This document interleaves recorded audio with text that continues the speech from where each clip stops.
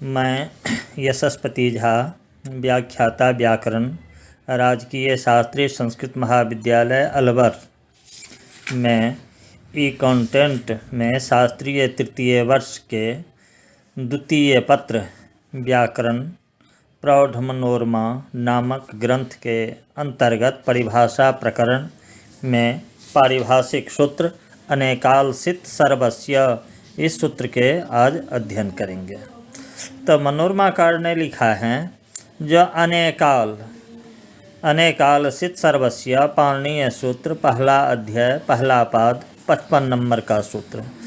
इसमें सित उदाहरणम इदम इस इतः यत्तु वृत्तिकृता जस्सोऽसि इति उदाहृतं तन्न सर्वादेशताया प्राक् सितत्वस्यैव लाभात् तत्र हि णयो ऋवानुपूर्व्यात् अनेकालत्वान एव सर्वादेशत्वमिति सिद्धान्तः इत्यादौ इति आदिशब्देन अतोभिस् ऐस् इति गृह्यते।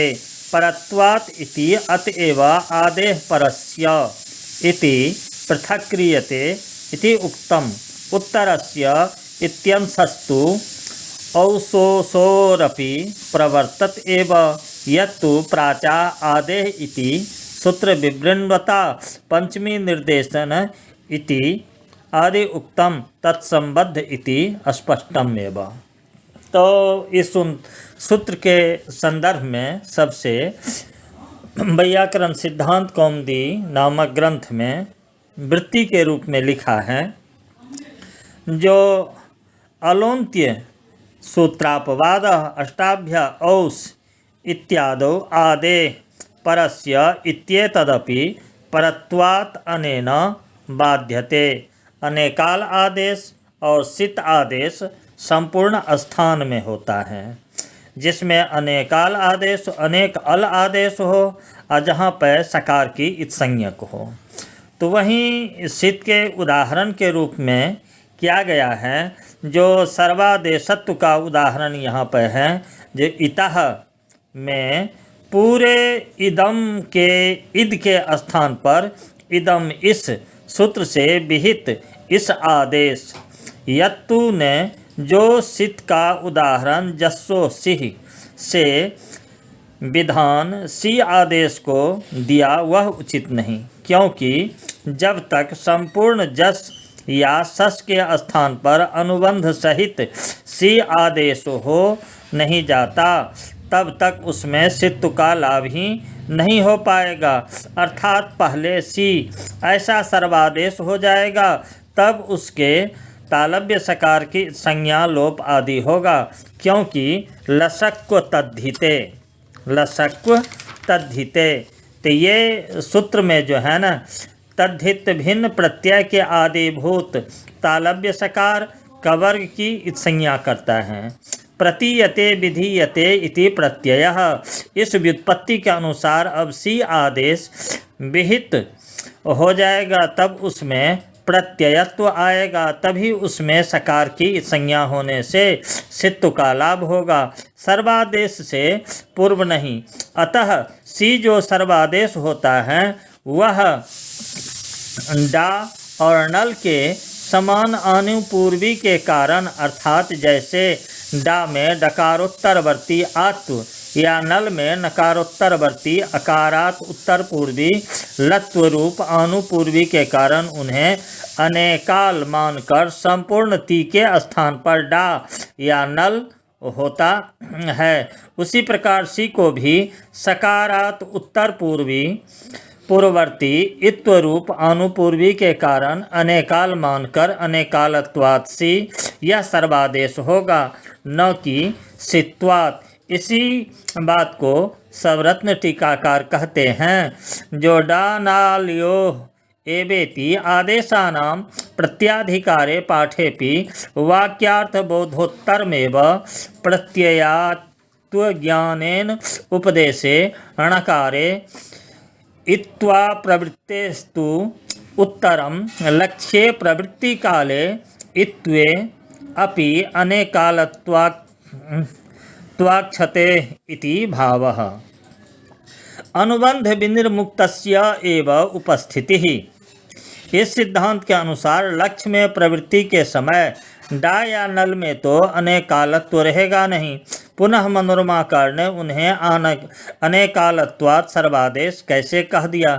तो इस पर समाधान के रूप में शब्द रत्न टीका में है, जो आदेशों का पाठ भी प्रत्यय के अधिकार में किए जाने से आदेश में यद्यपि प्रत्ययत्व रहता है, परंतु आदेश में रहने वाले प्रत्ययत्व का ज्ञान आदेश विधायक सूत्र में वाक्यार्थ बोध के पश्चात ही होगा।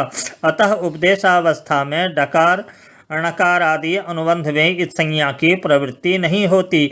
अतः उपदेश के पश्चात भविता बभूवा आदि लक्ष्य के संस्कार के समय जो लुटः प्रथमस्य डारो रसः परस्मै पदानाम नल तुसु स्थल थुस नलबमा आदि सूत्रों का वाक्यार्थ बोध होता है, उस समय इस संज्ञा होने पर भी डा णल में अनेकालत्व रहता ही है।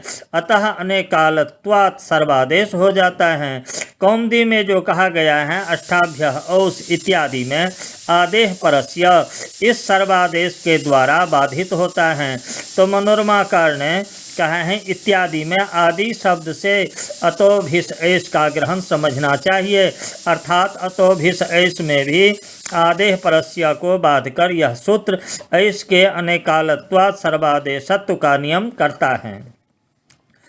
कौमुदी में यह अनेकाल सूत्र जो आदेश परस्य को बाधता है उसमें हेतु दिया गया परत्वात्। मनोरमाकार कहते हैं कि आदेश परस्य का परत्वात् सर्वादेश बाधक हैं, अतएव आदेश परस्य में आदेश इतना अलग पढ़ा जाता है, वह इससे पूर्व सूत्र के व्याख्यान में कहे हैं तस्माद्युत्तरस्य का उत्तरस्य यह अंश औस तथा ऐस में भी प्रवृत्त होता है। तो शब्द रत्नकार कहते हैं प्रवर्तत एवेति उपपादितम एतत्, अर्थात औस तथा ऐस में उत्तरस्य अंश प्रवृत्त होता ही है। यह बात तस्माद्युत्तरस्य तरस्यादेह न इति न सूत्रितम इस व्याख्यान के समय उपवादित उचित रहता है। लेकिन मनोरमाकार आगे कहते हैं कि आदेह इस सूत्र की व्याख्या करते हुए यत्तु ने जो पंचमी निर्देश इत्यादि कहा वह सब असंबद्ध हैं। यह बात तो उपर्युक्त के द्वारा स्पष्ट किया जाता है, लेकिन आगे फिर इसी के परिभाषा के संदर्भ में कहते हैं परिनित्यंगा तरंगापवादानाम उत्तरोत्तरम बलीयः। तो परनित्येति परान्नित्यम यथा तुदति रुणद्धि परमपि लघुपदगुणं बाधित्वा सस्नमो तथा रंधेर्णिच रंधयति परमामपुरा वृद्धिं बाधित्वा रधि जपो रचि इति नुम न च सोपि शब्दांतर प्राप्त्या नित्य इति वाच्यं कृताकृत प्रसंग मात्रेणापि क्वचित नित्यताभ्युपगमात्। यानी पर सूत्र की अपेक्षा नित्य सूत्र बलवान होता है। इसका उदाहरण है तुदत्ति और रुणद्धि।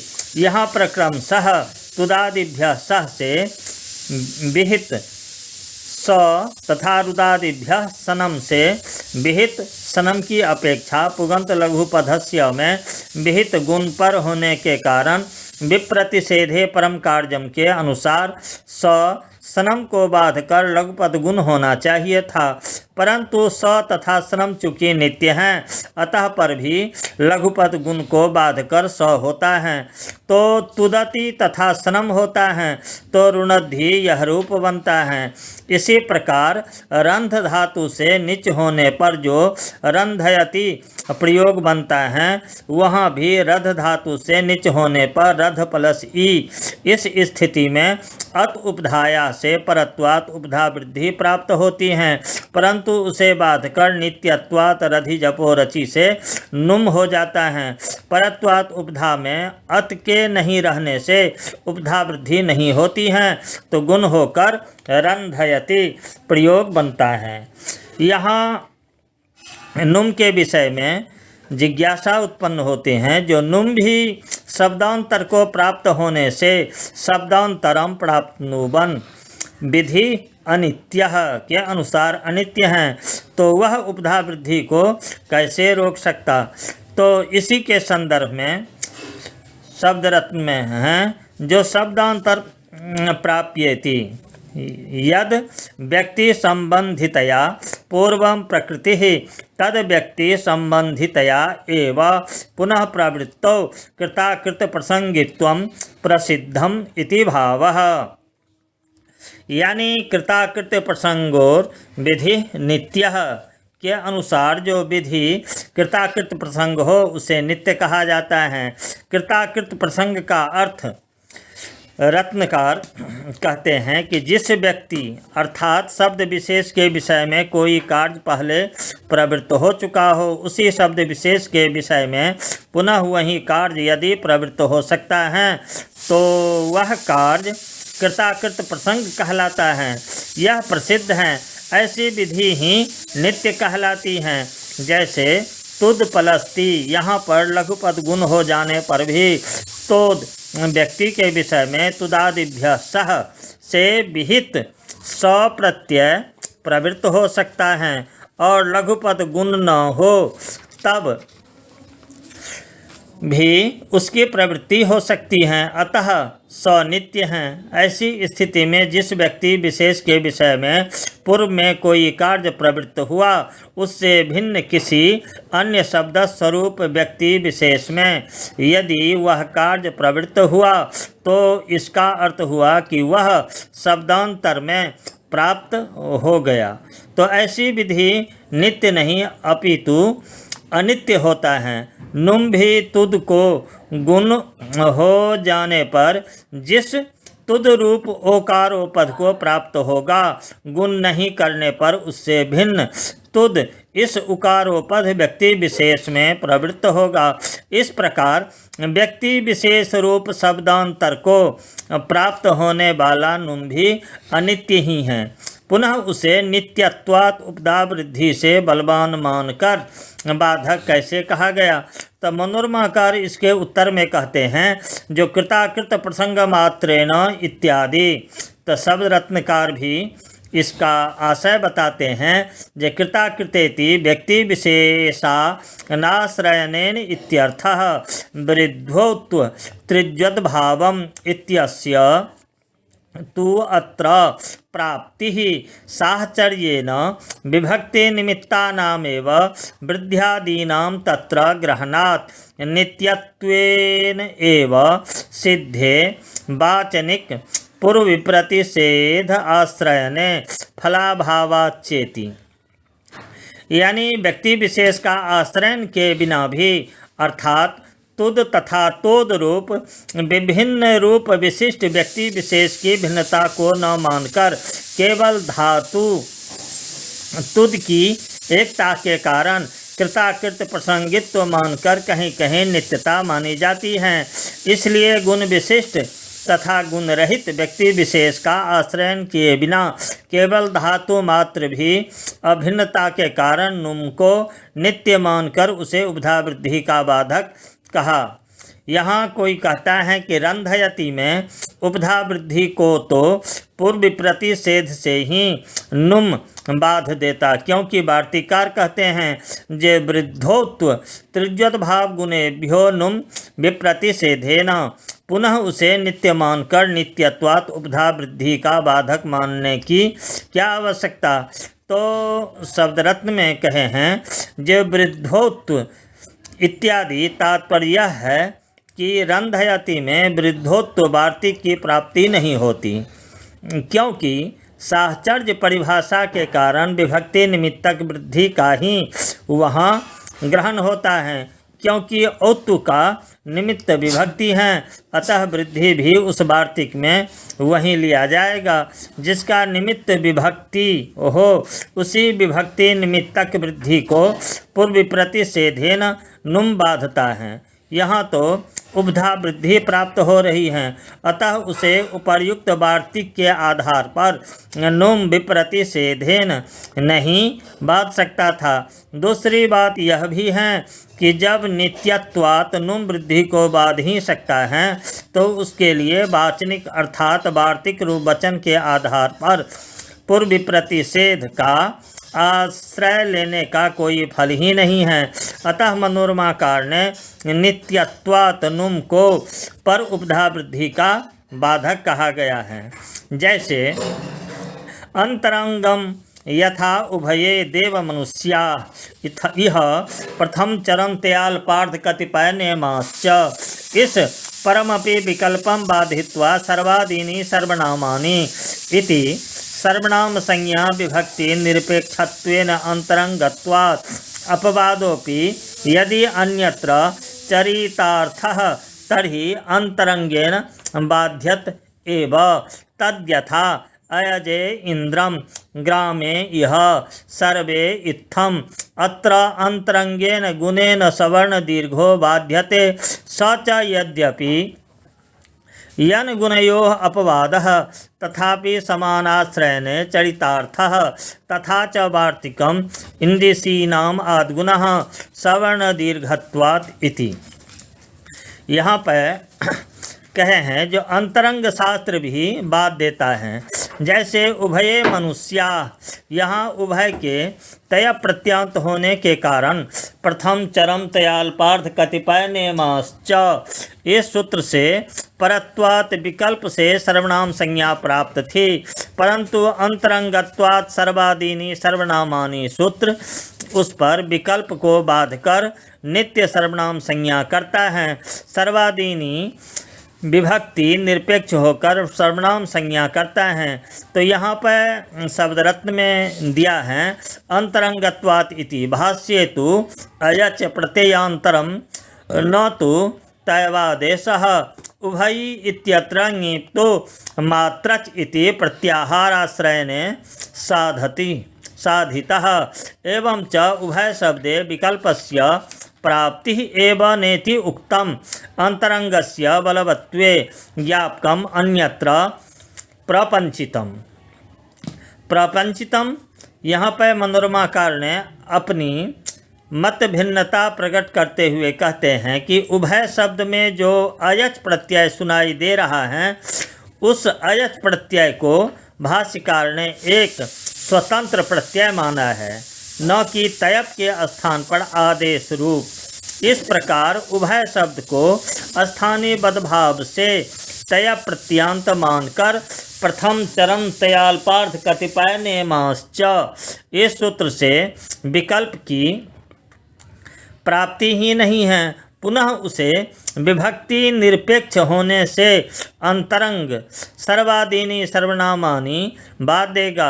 यह कथन मनोरमाकार का भाष्य सम्मत नहीं। इस पर पुनः जिज्ञासा होती है कि यदि उभय तयवंत नहीं अपितु स्वतंत्र अयच प्रत्ययांत हैं तो स्त्रीत्व विवक्षा में उभय शब्द से टिड्ढानय द्वय सज दधनय मात्रच तयप ठक ठय कै क्वर्पः इस सूत्र से प्रत्यय हो जा पाएगा और उभयी यह प्रयोग कैसे निष्पन्न होगा। इसका उत्तर देते हुए शब्द रत्नकार कहते हैं कि उभयी में ङीप तो टिड्ढानय द्वय सूत्र में पठित मात्रच को प्रत्याहार मानकर हो जाएगा। इस प्रकार मात्रच प्रत्याहार के भीतर जो भी प्रत्यय आएंगे तदंत से टिड्ढानय द्वय सज दधनय मात्र ठक ठय कै क्वर्पः इस सूत्र ङीप करेगा, अयच ङीप करेगा, तभी अयच प्रत्यय भी मात्रच प्रत्याहार के भीतर हो आता है, क्योंकि मात्रच प्रत्याहार प्रमाणे द्वय सज दधनय मात्रच इस सूत्र के मात्र से लेकर द्वित्रिभ्याम तस्या यज्वा इस सूत्र में पढ़े गए अयच के चकार तक लिया जाता है।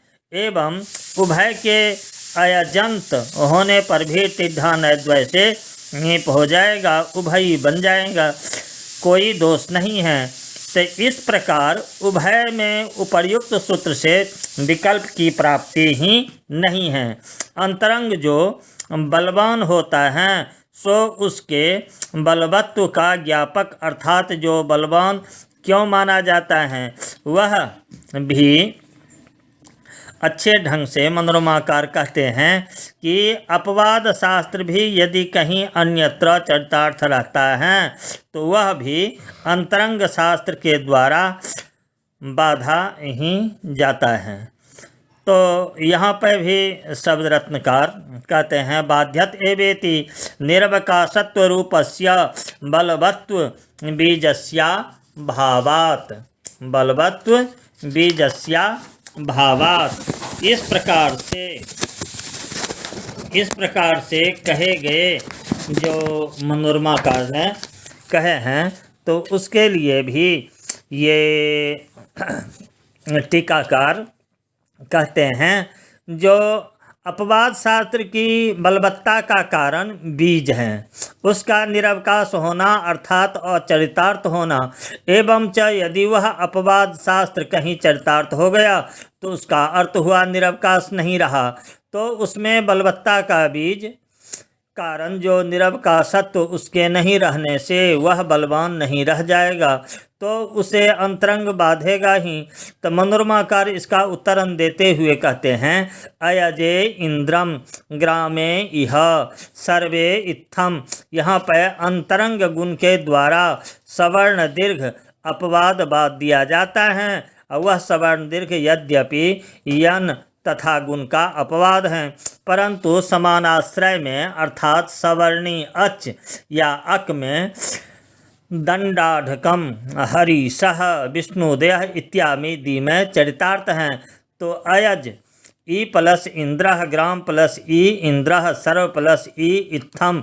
इस स्थिति में इंद्र या इत्थम के इकार तथा विभक्ति वाले इकार का परस्पर सवर्ण दीर्घ भी प्राप्त होता है और अयज ग्राम सर्व इन सब शब्दों के अंत में जो अकार हैं उसका विभक्ति वाले इकार के साथ तीनों स्थल में गुण भी प्राप्त हैं। इनमें सवर्ण दीर्घ यद्यपि गुण का अपवाद है अतः उसे गुण को बांधना चाहिए था अर्थात सवर्ण दीर्घ होना चाहिए था परंतु वह सवर्ण दीर्घ अन्यत्र समानाश्रय में चरितार्थ हैं अतः उसमें निरवकाशत्व नहीं रह जाने के कारण बलवत्ता भी नहीं रही।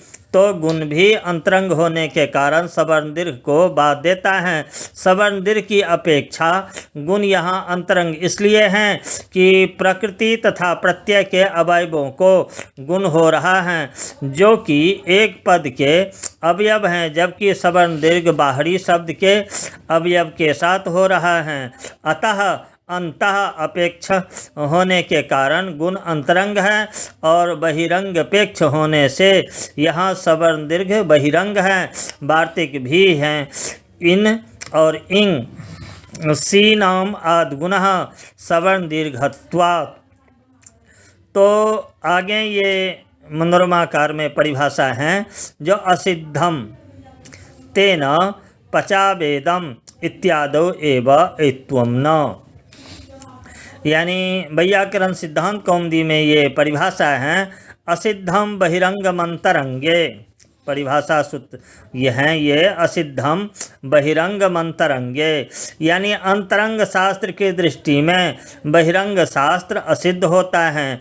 इसलिए पचाव इदम यहाँ पर आद्गुण से गुण होकर जब पचावेदम बन जाता है तो एत ऐ सूत्र से वे के एकार को एत नहीं होता क्योंकि एक एत की अपेक्षा होने के कारण अल्पापेक्ष होने से एत ऐ अंतरंग है जबकि आद्गुणः पूर्व में सब अवर्ण तथा पर में अत की अपेक्षा करने से बहवपेक्ष होने से बहिरंग हैं एवं च अंतरंग एत ऐ की अपेक्षा बहिरंग आद्गुण से विहित गुण के असिद्ध हो जाने से यहाँ एत ऐ को एकार दिखाई नहीं देता है तो ऐ नहीं होता। तो यही शब्द रत्नकार कहते हैं पचावेदम में पूर्वा अर्थात परिनित्यांतरंगानाम परिभाषा की प्रवृत्ति नहीं होगी, क्योंकि जहाँ अंतरंग तथा बहिरंग युगपत अर्थात एक साथ प्राप्त होते हैं वहाँ पर निर्णय करने के लिए प्रवृत्त होती हैं, न कि जहाँ दोनों की क्रमशः प्राप्ति होती हो वहाँ पर। यहाँ तो बहिरंग गुण पहले प्रवृत्त हो जाता है, पश्चात अंतरंग एत ऐ की प्राप्ति होती है। तो कहते हैं आगे फिर परिभाषा है दूसरी, जो अकृतव्यूहा इति यद्यपि कृतमपि कार्यम निवर्तयन्ति इति परिभाषान्तरं पठ्यते फलं तु तुल्यं तथापि अकृत इत्येव लघु प्रक्षालनाद्धिपङ्कस्य दूरात् अस्पर्शनं वरम् इति न्यायात् इति भावः। यानी वैयाकरण सिद्धांत कौमुदी में मात्र हैं अकृतव्यूहा पाणिनीया निमित्तं विनाशोन्मुखं दृष्ट्वा तत्प्रयुक्तं कार्यं न कुर्वन्ति इत्यर्थः।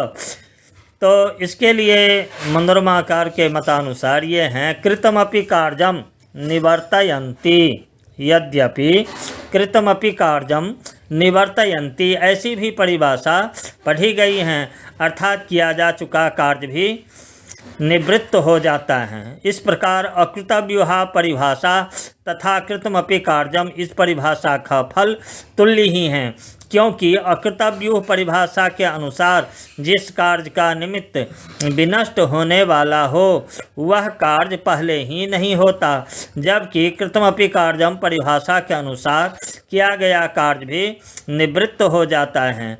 फल तो एक ही हुआ, कार्याभाव। तथापि इन दोनों में अकृतव्यूह परिभाषा को मानने में भी लाघव है, क्योंकि कीचड़ लगाकर उसे धोने से अच्छा है कीचड़ का स्पर्श ही न करें। ऐसे ही कार्य करके पश्चात उसे निवृत्त करने से अच्छा तो यही है कि कार्य पहले किया ही न जाए। तो मनोरमाकार ने कहा है न कुर्वन्ति इति यथा निषेधुसीम इत्यादो क्वसो इट अंतरंगत्वात् प्राप्तम अपि भाविना संप्रसारणेन बलादित्वं नङ्क्ष्यति आलोच्य न कुर्वन्ति इत्यर्थः। तो निषेधुसी यहाँ पर क्वसु के बस को आर्धातु का शेड बलादे से बलादि मानकर अंतरंगत्वात् इट प्राप्त होता है, परंतु भविष्य में होने वाले बसो संप्रसारणम से विहित संप्रसारण के द्वारा इट का निमित्त जो बस का बलादित्व है वह नष्ट हो जाएगा, क्योंकि वकार को संप्रसारण होकर उकार हो जाएगा। इस बात की आलोचना करते हुए ही इट नहीं करते। लेकिन यहाँ पर भी शब्द रत्नकार ने अपना मत प्रकट करते हैं, जो न कुर्वन्ति इत्यर्थ यदि तु सेदुसः इत्यादो पदावधि के अन्वाख्याने सेद बस अस इसी स्थिति इट संप्रसारणयोः प्राप्तौ प्रतिपद विधित्वेन शीघ्रोपस्थितिकत्वात् पूर्वं संप्रसारणे बलादित्व अभावात् इतः प्राप्ति एव न लक्ष्यानुरोधाच्च अत्र पदावधिकमेव अन्वाख्यानम् इति तत्सिद्धि उच्यते। तदैषा परिभाषा निष्फलेति बोध्यम् अतएव एषा भाष्ये न क्वापि व्यवहृत इति अन्यत्र अपि भवति। परंच यहाँ पर इस प्रकार के शब्द रत्न को समझने से पूर्व यह कहना आवश्यक है कि अन्वाख्यान का क्या अर्थ है और वह कितने प्रकार का है। अतः पहले इसे अपन लोग विचार करते हैं। अन्वाख्यान कहते हैं शब्द संस्कार को। शब्द संस्कार रूप वह अन्वाख्यान 3 प्रकार से किया जाता है, अतः उसके 3 भेद हैं। क्रमिकान्वाख्यान, पदावधिकान्वाख्यान और वाक्यावधिकान्वाख्यान। इसमें प्रयोग में जिस क्रम से उच्चारण किया गया है उसी क्रम से संस्कार रूप अन्वाख्यान क्रमिकान्वाख्यान कहलाता है। पद पर्यंत प्रकृति तथा प्रत्यय को रखकर उसका श्रुत क्रमानुरोध से संस्कार रूप अन्वाख्यान पदावधिकान्वाख्यान कहलाता है। वाक्य पर्यंत जितने पद हैं उन सब के प्रकृतियों को तथा प्रत्ययों को रखकर श्रुत क्रमानुरोध से संस्कार रूप अन्वाख्यान वाक्यावधिकान्वाख्यान कहा जाता है।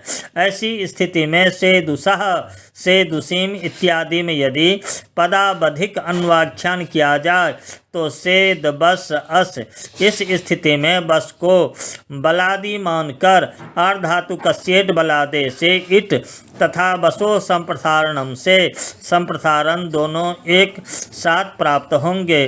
तब प्रतिपद विधित्वेन अर्थात बस शब्द का उच्चारण करके संप्रसारण का विधान करने के कारण बसो संप्रसारणम की उपस्थिति इट की अपेक्षा शीघ्र होगी, तो वह पहले संप्रसारण कर देगा तो सेद उस अस ऐसी स्थिति बनेगी।